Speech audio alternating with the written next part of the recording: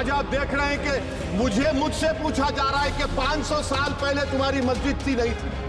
ख्वाजा अजमेरी की दरगाह कह रहे नहीं है।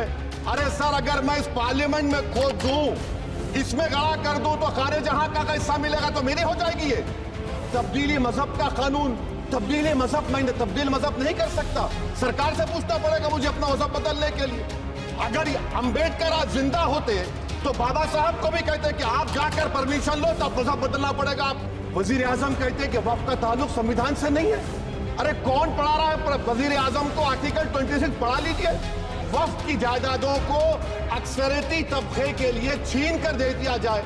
आप अपनी ताकत की बुनियाद पर छीनना चाह रहे हैं।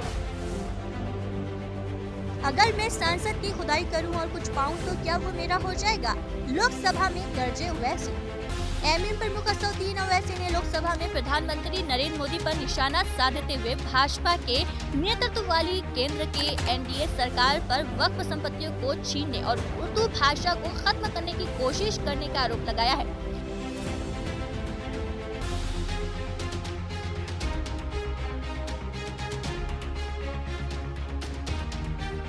ओवैसी लोकसभा में भारत के संविधान को अपनाने की 75वीं वर्षगांठ पर चर्चा कर रहे थे। ऑल इंडिया मजलिस-ए-इत्तेहादुल मुस्लिमीन के प्रमुख और हैदराबाद के सांसद असदुद्दीन ओवैसी ने शनिवार को कुछ धार्मिक संरचनाओं का सर्वेक्षण करने या उन्हें ध्वस्त करने के आह्वान पर चिंता जताई है।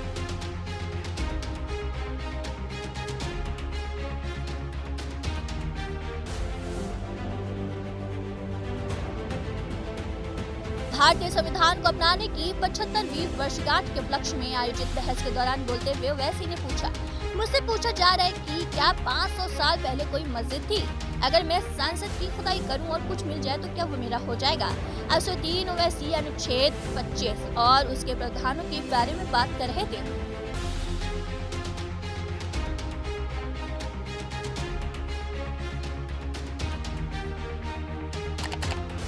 उनका ये बयान सुप्रीम कोर्ट द्वारा ये कहे जाने के 2 दिन बाद सामने आया है कि पूजा स्थल अधिनियम 1991 को चुनौती देने वाली याचिकाओं की सुनवाई समाप्त होने तक किसी भी पूजा स्थल का सर्वेक्षण नहीं किया जाएगा।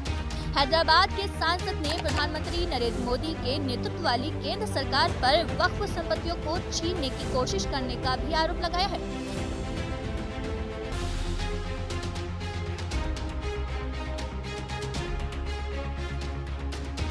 असदुद्दीन ओवैसी ने कहा, अनुच्छेद 26 पढ़ें। ये धार्मिक संप्रदायों को धार्मिक और धर्मार्थ उद्देश्यों के लिए संस्थानों की स्थापना और रखरखाव का अधिकार देता है।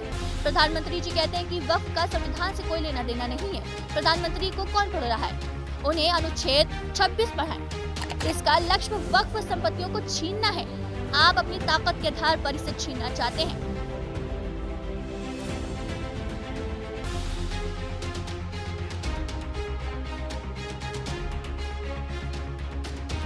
असदुद्दीन ओवैसी ने अपने भाषण में आगे आरोप लगाया है कि भाजपा देश में उर्दू भाषा को खत्म करने और हिंदू संस्कृति को बढ़ावा देने की कोशिश कर रही है। उन्होंने कहा, अनुच्छेद 29 पढ़िए। ये भाषा की स्वतंत्रता देता है। उर्दू जिस भाषा में हमारे स्वतंत्रता सेनानियों ने इंकलाब जिंदाबाद का नारा दिया था, उसे खत्म कर दिया गया है।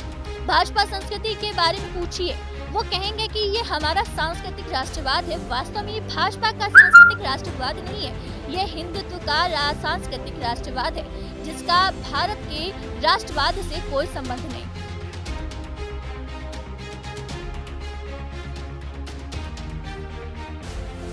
देश में मस्जिदों के चल रहे सर्वेक्षणों के बारे में बोलते हुए ओवैसी ने कहा, मुझसे पूछा जा रहा है कि 500 साल पहले कोई मस्जिद थी या नहीं। आज अगर मैं सांसद की खुदाई करूं और कोई ऐसी चीज मिल जाए जो मेरी हो, तो क्या वो वाकई में मेरी हो जाएगी?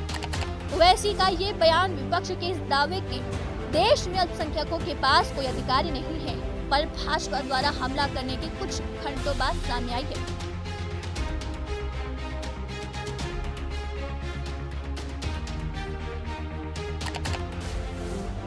भारतीय संविधान को अपनाने के लिए 75 साल पूरे होने पर एक बहस में हस्तक्षेप करते हुए केंद्रीय मंत्री किरेन रिजिजू ने कहा, भारत न केवल अल्पसंख्यकों की कानूनी सुरक्षा प्रदान करता है बल्कि उनके हितों की रक्षा के लिए सकारात्मक कार्यवाही का भी प्रावधान करता है।